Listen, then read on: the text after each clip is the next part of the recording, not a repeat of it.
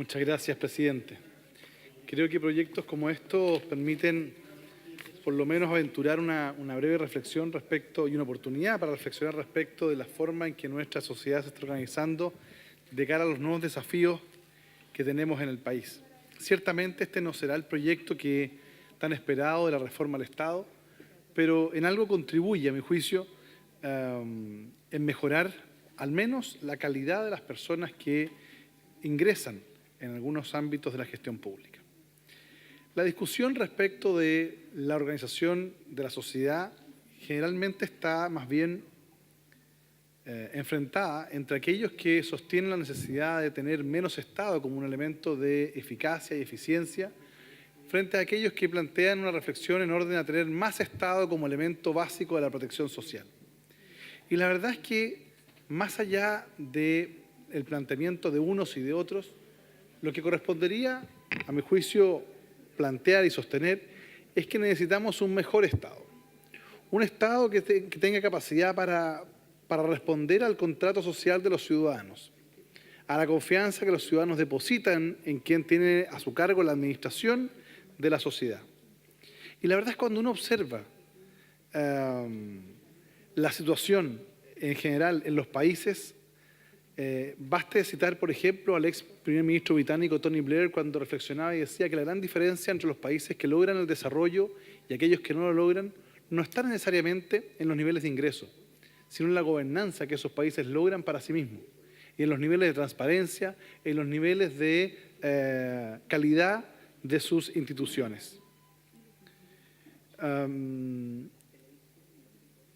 el sistema del Estado social de derechos, uno puede observar la necesidad de contar con una sociedad donde conviva la libertad económica, la libertad de emprendimiento, pero también con un Estado que no solo supervigile, sino que también sea coadyuvante del proceso de desarrollo y fomente la iniciativa privada. Un Estado donde la modernidad le permita no ir como un elemento de freno al desarrollo de un país, sino como un motor, como un coadyuvante activo en esa materia. Los desafíos de la tecnología, los desafíos de la ciencia, los desafíos de la innovación demandan un Estado moderno. Y el Estado, a diferencia del gobierno, debe gozar de un elemento básico para efecto de propender al bien común, que es la estabilidad. Y ahí es cuando de pronto los debates políticos confunden el rol del gobierno con el rol del Estado. Los gobiernos es adecuado que gocen de alternancia en el poder, cada vez que los ciudadanos así lo determinan mediante sus procesos electorales.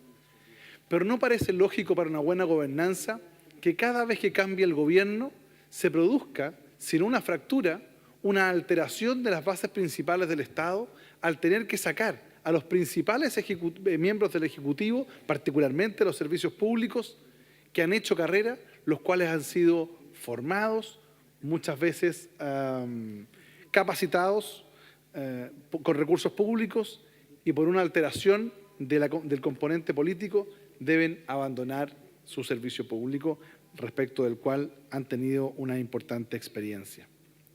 El Estado debe tener una actitud mucho más proactiva en el desarrollo del país. Pero aquellos que planteamos la necesidad de este Estado social de derecho muchas veces también tenemos que plantear una reflexión. ¿Estamos en condiciones nosotros hoy de exigir mayor participación del Estado cuando tenemos en la práctica un Estado que no da cuenta de la realidad cultural, social, política, económica, territorial del país? ¿Podemos promover dentro de los ciudadanos la mayor injerencia del Estado cuando hoy día no da cuenta de estas realidades? Cuando cuenta con un ordenamiento jurídico y un engranaje administrativo más bien propio del siglo XIX y no del siglo XXI, cuando no existe ningún tipo de flexibilidad y al contrario muchas veces se establecen contratos o plantas paralelas, me refiero particularmente a los contratos precarios, en función de la imposibilidad de hacer que algunos que gozan de estabilidad permanente puedan realizar de manera correcta sus funciones. Debemos establecer un equilibrio en estas materias. Se requiere una reforma al Estado y no necesariamente y no solo una simple modernización. Creo que el engranaje, el chasis de nuestro Estado no da cuenta del estado de desarrollo de nuestra sociedad. Ningún gobierno, ninguno, ha enfrentado este tema de manera profunda y más bien el Estado se ha ido jibarizando y deslegitimando a aquellos que hemos planteado la necesidad de que el Estado debe jugar un rol importante en la sociedad. Vuelvo a insistir en ello, los países que logran niveles de desarrollo no solo lo hacen por su crecimiento económico, sino particularmente por la capacidad de sus instituciones de tener una buena gobernanza. En este sentido, señor presidente, y a modo de ser impopular, yo voy a concurrir con mi voto favorable, ya que estamos hablando de la discusión en general. Pero quiero decir que resulta tremendamente lógico que la autoridad de gobierno tenga la capacidad y la facultad de remover a los directores de servicios públicos. Toda vez que es de toda lógica que en la estructura del Estado, donde el presidente de la República es el jefe del Poder Ejecutivo, donde los ministerios tienen un carácter eminentemente normativo y la ejecución de las políticas públicas, de acuerdo al derecho administrativo, se hace a través de los servicios públicos, de toda lógica es entonces permitir que la máxima autoridad del Estado, para materializar su programa, pueda contar con directivos de servicios públicos, los ejecutores de la política pública que sean de su confianza o al menos que compartan su visión. ¿Será compatible un presidente de la República que plantea el respeto irrestricto a las normas laborales con un director del trabajo elegido por un sistema de alta dirección pública que no comulga con dicha visión? ¿Será lógico eso? ¿No será más lógico observar, por ejemplo, que la estabilidad del Estado esté dada por los segundos y terceros grados jerárquicos? Que allí esté la expertise, que independiente de la posición política de quien ejerce el cargo de jefatura de servicio, le dé estabilidad y continuidad al servicio público. ¿No sería mejor permitirle al presidente o presidenta de la República que tenga la posibilidad real de remover a ese director de servicio cuando legítimamente, en virtud del voto soberano del pueblo, es elegido para ejecutar su programa y ese director de servicio no lo comparte? ¿No será mejor dotar, insisto, de una estabilidad, de una coherencia del Estado, de una oferta permanente del Estado a los grados segundo y tercero, a través de concursos de oposición, con normas mucho más estrictas para el cumplimiento de esas funciones? Son reflexiones que tenemos que dar. Y lo digo porque podemos poner más cortapisas para que el presidente o presidenta de turno no pueda sacar a un jefe de servicio o jefa de servicio. Pero la verdad es que en la práctica lo que vamos a estar haciendo es obligar a convivir en un determinado gobierno a personas que pueden tener visiones respecto de cómo ejecutar las políticas públicas diametralmente distintas, y eso obviamente atenta contra la gobernanza. Señor presidente, yo voy a concluir con mi voto favorable a este proyecto porque creo que es importante avanzar en la discusión respecto de mejorar la calidad de los servicios públicos.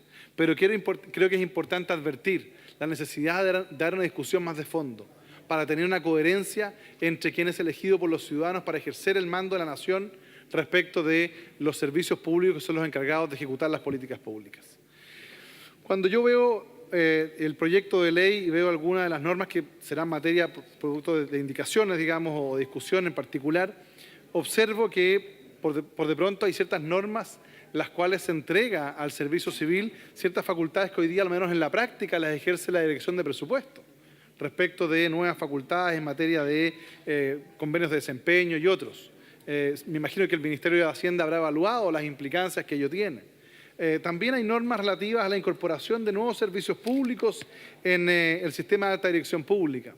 Yo quiero saber si efectivamente ha habido una reflexión respecto de la eventual contradicción que puede darse entre dichos directores de servicio y las políticas públicas impartidas por un presidente de la República. Todo ello será materia de discusión ahora en la discusión en particular. Por mientras, yo voy a votar a favor en general, pero he creído necesario plantear esta reflexión para que una vez por todas tengamos la posibilidad de que aquellos, por lo menos que creemos en un Estado social de derechos, tengamos un Estado más moderno, más ágil, más eficiente y más transparente. He dicho, presidente.